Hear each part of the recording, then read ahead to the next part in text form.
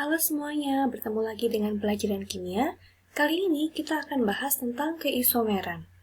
Apa itu keisomeran?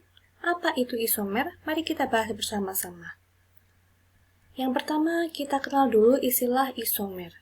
Isomer adalah senyawa yang memiliki rumus kimia yang sama, namun rumus strukturnya berbeda. Pada kesempatan ini, kita akan bahas 3 jenis isomer. Yang pertama adalah isomer rantai atau isomer kerangka, yang kedua isomer posisi, dan yang ketiga isomer geometri. The first, isomer kerangka atau isomer rantai. Dalam isomer rantai ini, rumus molekulnya sama, tetapi yang berbeda adalah kerangka karbonnya. Isomer rantai dimiliki oleh ketiga deret homolog, yaitu alkana, alkena, dan alkuna. Contohnya seperti ini.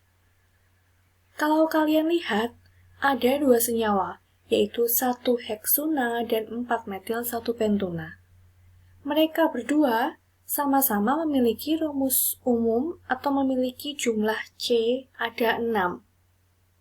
Di heksuna sudah jelas C-nya ada 6, di 4 metil 1 pentuna, rantai utamanya 5, cabangnya ada 1. Metil ini cabangnya. 5 ditambah 1 jadinya 6. Mereka berdua sama-sama punya 6 atom C, tetapi hanya rangkainya yang berbeda. Yang satu mempunyai rantai utama 6 di sini lurus, yang satu punya rantai utama 5 dan 1 cabang. Ini adalah isomer kerangka atau isomer rantai. Lalu selanjutnya, isomer posisi. Dalam isomer posisi, rumus molekulnya sama, tetapi posisi ikatan rangkapnya yang berbeda. Karena di sini yang berbeda adalah ikatan rangkapnya, maka alkana tidak mempunyai isomer posisi, karena alkana tidak mempunyai ikatan rangkap. Jadi, yang memiliki isomer posisi adalah alkena dan alkuna. Contohnya di sini adalah 1 butena dan 2 butena. Seperti kita lihat, dalam 1 butena, ikatan rangkapnya ada di posisi nomor 1. Sedangkan di 2 butena, ikatan rangkapnya ada di posisi nomor 2, yang digambarkan dengan garis biru di sini. Di sini, 1 butena dan 2 butena memiliki perbedaan, yaitu posisi ikatan rangkapnya. Jadi, caranya untuk membuat isomer posisi adalah pindah-pindahkanlah ikatan rangkapnya sehingga membentuk nama senyawa yang berbeda. Jika kita membuat ikatan rangkapnya berbeda tetapi ternyata namanya sama, berarti senyawa itu merupakan senyawa yang sama, bukan termasuk isomer.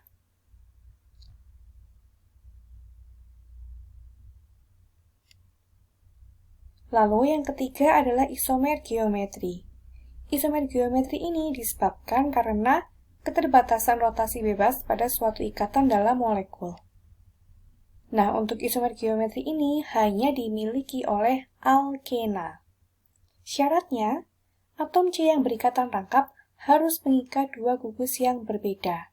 Untuk lebih jelasnya, mari kita lihat gambar berikut. Ada 1 butena dan 2 butena. Di sini mengandung ikatan rangkap, lalu dipisah-pisahkan dengan posisi yang seperti ini. Kita lihat di sini, dalam 1 butena, C yang sebelah kiri mengikat 2 atom yaitu H dan H. Sedangkan yang sebelah kanan, H dan C2H5. Dalam syarat tadi, atom C yang berikatan rangkap, yang ini dan yang ini, harus mengikat 2 gugus yang berbeda. Sedangkan di dalam 1 butena, ternyata yang sebelah kiri mengikat gugus yang sama, yaitu sama-sama atom H. Jadi, berdasarkan syarat tadi, 1 butena tidak memiliki isomer geometri. Sedangkan yang 2 butena kita lihat di sini. C yang sebelah kiri mengikat CH3 dan H. C yang sebelah kanan mengikat CH3 dan H juga. C yang sebelah kiri dan sebelah kanan ternyata mengikat 2 gugus yang berbeda. Jadi dapat disimpulkan bahwa 2 butena memiliki isomer geometri. Di dalam isomer geometri, kita kenal 2 istilah, yaitu cis dan trans. Cis adalah ketika substituen berada pada bidang yang sama, sedangkan trans jika substituen berada pada bidang yang berbeda. Apa maksudnya? Mari kita lihat gambar berikut. Di sini diberi contoh ada cis 2-butena dan trans 2-heksena.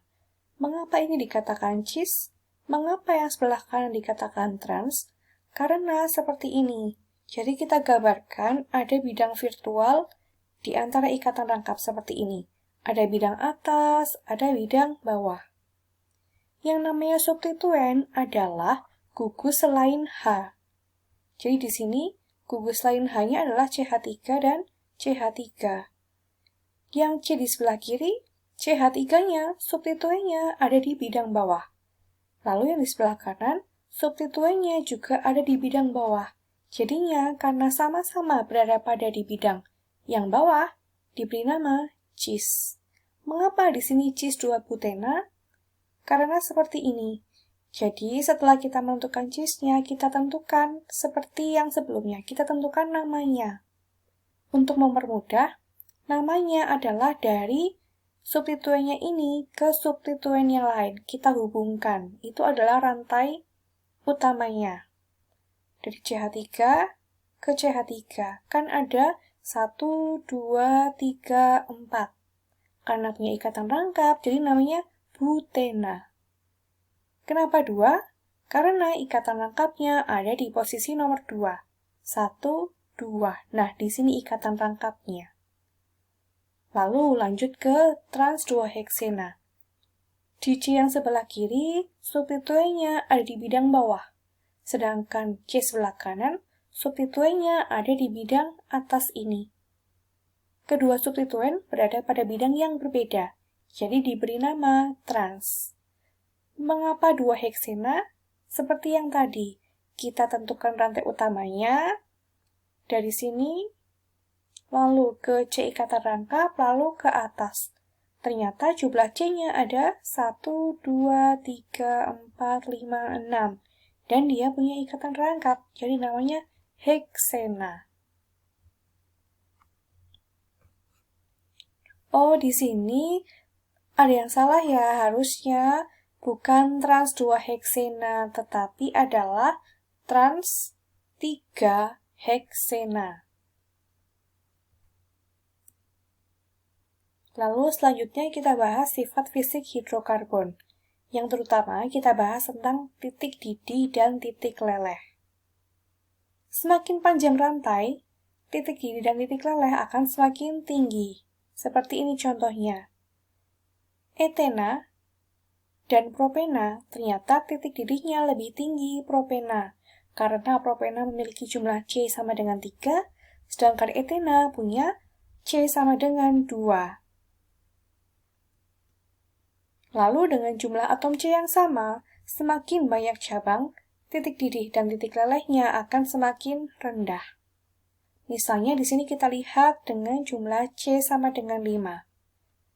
C sama dengan 5 ini bisa membentuk pentana, N-pentana yaitu pentana yang rantai lurus, lalu 2-metilbutana, sama-sama C-nya 5 kan ya? Tetapi di sini titik didihnya 2-metilbutana lebih rendah daripada N-pentana. Hal ini terjadi karena dalam N-pentana, rantai utamanya ada 5, sedangkan di 2-metilbutana, rantai utamanya ada 4. Apalagi di 2,2 dimetilpropana. Rantai utamanya hanya 3. Lalu ada cabangnya 2 di sini. Titik didihnya semakin rendah lagi. Lalu untuk sifat kimia kita akan pelajari beberapa reaksi pada hidrokarbon. Reaksi yang pertama adalah reaksi substitusi atau istilahnya penggantian. Jadi, salah satu atau beberapa atom H di dalam senyawa hidrokarbon digantikan oleh substituen atau senyawa atau atom yang lainnya. Di sini dicontohkan ada CH4 ditambah Cl2 menjadi CH3Cl dan HCl. Prosesnya seperti ini. Jika kita gambarkan metana, CH4 itu kan metana ya, ditambah Cl2, maka Cl-nya akan masuk ke metana, menggantikan salah satu H-nya, lalu H yang digantikan itu juga akan keluar. Jadi seperti istilahnya tukeran posisi gitu. Cl-nya masuk, H-nya yang keluar. Sehingga membentuk senyawa seperti di samping. Kita lihat yang tadinya H berubah jadi Cl, yang tadinya Cl berubah jadi H. Seperti itu reaksi substitusi. Lalu yang kedua adalah reaksi oksidasi. Reaksi oksidasi ini juga bisa dibilang reaksi pembakaran. Untuk reaksi oksidasi ini dimiliki oleh semua deret homolog. Ciri-cirinya karena pembakaran pasti membutuhkan oksigen. Jadi di sebelah kiri atau di bagian reaktan selalu ada O2. Sedangkan pembakaran hidrokarbon selalu menghasilkan CO2 dan H2O untuk pembakaran yang sempurna. Contohnya seperti ini. Ada pembakaran metana dan etana. Di sini metana CH4 selalu ditambah dengan O2 menghasilkan CO2 dan H2O. Di sini E maksudnya adalah energi, melepaskan panas. Nah, di sini kalian harus bisa menyetarakan reaksi. Masih ingat materi penyetaraan reaksi kelas 10 kan ya? Coba sekarang kita tentukan bagaimana reaksi pembakaran butena. Nah, butena rumus kimianya adalah C4H8. Pembakaran tadi ditambah dengan O2, selalu menghasilkan CO2 dan H2O. Lalu kita setarakan. Bagaimana penyetaraannya? Untuk mempermudah, kita beri urutan penyetaraan yaitu atom C dulu, baru H, dan terakhir O. Jadi urutannya CHO. Mari kita lihat. Di sebelah kiri C-nya 4. Maka di sebelah kanan C-nya harus 4. Makanya CO2-nya kita kalikan 4. C-nya setara. Sekarang H. Di sebelah kiri hanya ada 8. Maka di sebelah kanan kita harus buat hanya menjadi 8 juga. Di sini, dalam satu molekul H2O ada 2 atom H, sehingga untuk jadi 8, H2O-nya dikali 4. 4 kali 2 sama dengan 8. Tinggal atom O. Di sebelah kiri, atom O hanya ada 2. Sedangkan di sebelah kanan kita hitung, atom O-nya ada 4 kali 2, 8, ditambah 4 kali 1, 4. 8 tambah 4, 12. Maka kita harus buat atom O di sebelah kiri juga 12. Karena di sini O-nya masing-masing ada 2 dalam satu molekul oksigen, maka O2-nya dikali 6. 6 kali 2 sama dengan 12. Nah, semuanya sudah setara sekarang. Lalu yang ketiga adalah reaksi adisi atau penambahan. Berarti ada sesuatu zat yang ditambahkan ke dalam hidrokarbon. Untuk reaksi adisi ini hanya dimiliki oleh alkena dan alkuna. Di dalam alkana ikatannya sudah tunggal semuanya, sudah terisi penuh, tidak ada yang bisa ditambahkan lagi. Sedangkan dalam alkena dan alkuna masih ada ikatan rangkap yang bisa diputuskan untuk ditambahkan sesuatu. Untuk adisi ini kita kenal 3 penambahan dengan H2, dengan halogen, dan dengan asam halida. Untuk yang pertama, adisi dengan H2. Dicontohkan seperti ini. Ada etuna ditambahkan dengan H2 menjadi etena. Bagaimana prosesnya? Di sini kita gambarkan H2 itu kan berarti H berikatan dengan H. Lalu, yang diserang adalah ikatan rangkapnya. Jadi, mau serumit apapun senyawa yang di sini, yang kita adisi, yang kita tambahkan adalah di bagian ikatan rangkapnya ini.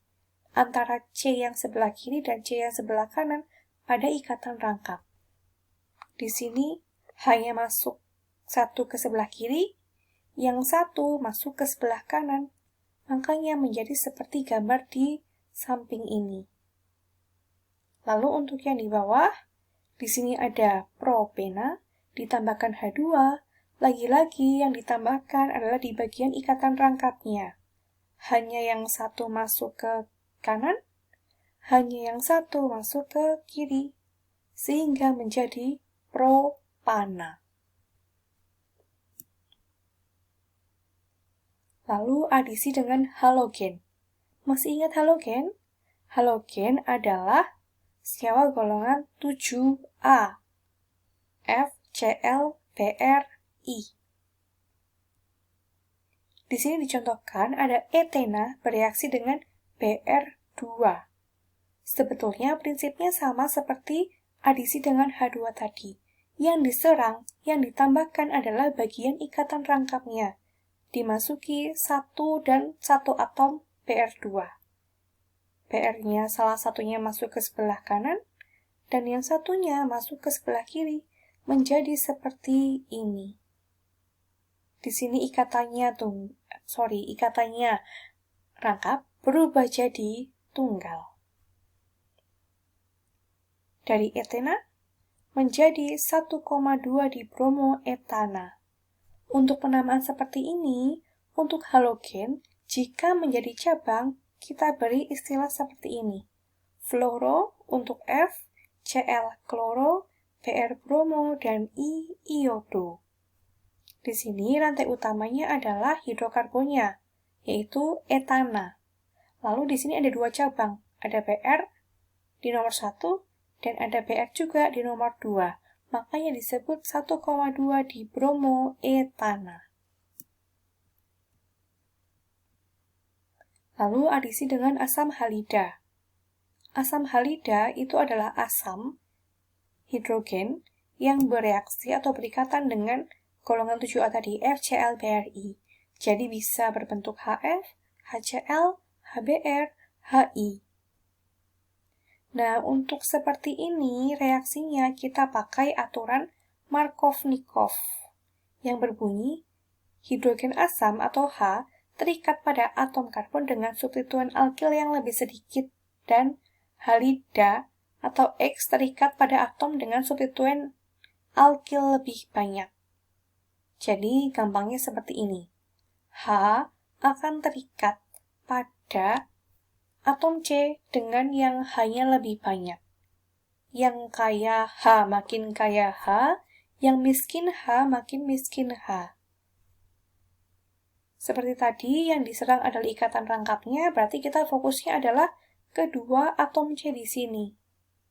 Atom C yang sebelah kiri mempunyai jumlah H 1, sedangkan atom C sebelah kanan memiliki jumlah H 2. Maka di sini H akan lebih menyukai atom C yang sebelah kanan karena jumlah H-nya lebih banyak. Jadi H-nya akan menuju ke C sebelah kanan, sedangkan Cl masuk ke C sebelah kiri, menjadi senyawa di samping ini. Namanya bisa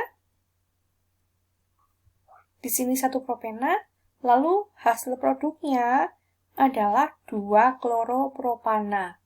Ikatannya atau rantai utamanya di sini yang propana. Nah, di sini ada cabang atau substituen Cl. Kalau kalian ingat tadi, Cl ketika jadi cabang bernama kloro. Demikian pembahasan kita untuk bab ini, yaitu bab hidrokarbon. Sampai bertemu pada bab selanjutnya. Bye-bye!